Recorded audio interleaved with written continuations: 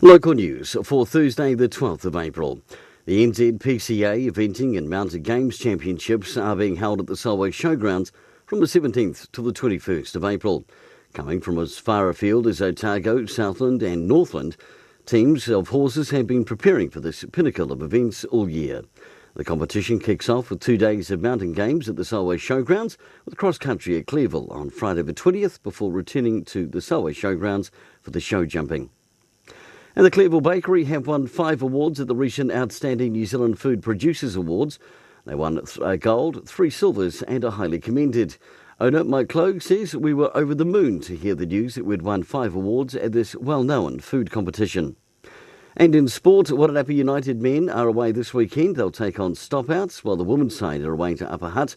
And in Premier Rugby tonight, Marston Red Star will play Marist under lights at Marist.